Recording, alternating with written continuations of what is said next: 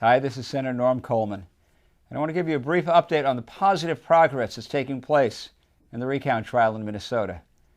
First, let me thank all of you who have been so supportive in your prayers, your thoughts, and yes, your financial support.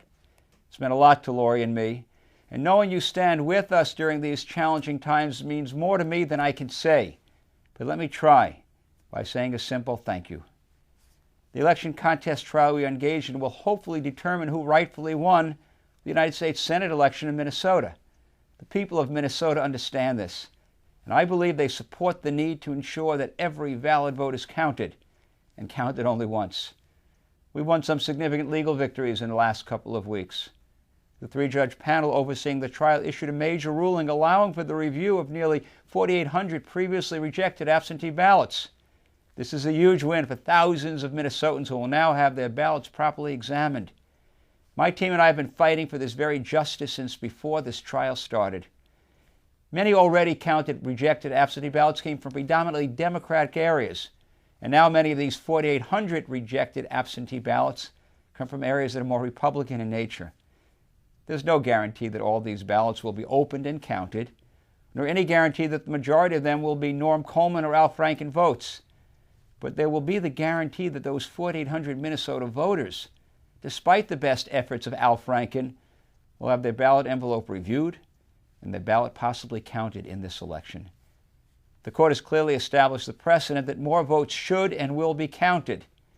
And while Al Franken, Harry Reid, and their allies may likely continue their efforts to short-circuit Minnesota election law, you can be assured that I will continue fighting to ensure that Minnesota voters and nobody else truly decide who won this election and who will have the honor of representing them in the United States Senate.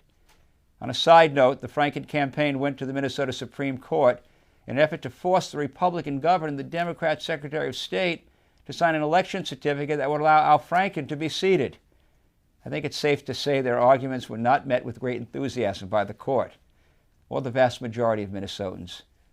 Let's be clear. Al Franken did not win this election. He has an artificial lead. When we take out votes that have been counted twice and add in thousands more wrongfully rejected absentee ballots, his lead will disappear. Just this week, 3 counties announced they had found some 25 votes that had been lost for either election night totals, the canvassing board recount tallies, or both. I remain fully confident that when this trial concludes, when all valid votes are treated fairly and equally, I will win this election, as I did on election night, and I will be back on my way to the United States Senate. I have a great legal team. We have a strong case based on the principle of enfranchising voters, and I have the enthusiastic backing of my friends, many colleagues, and supporters. And I want to thank each and every one of you from the bottom of my heart for your continued support and assistance throughout this process. At the end of the day, this election is about ensuring everyone's valid vote is counted fairly, and counted only once. It is crucial that we get this right, and that Minnesotans can have confidence in the final result when we finally find out who really won this election. Thank you for your prayers. Thank you for your friendship. And please go to colemanforsenate.com and give generously to our efforts so I can say thank you again for your financial support, for your prayers, for standing with me. Thank you and God bless.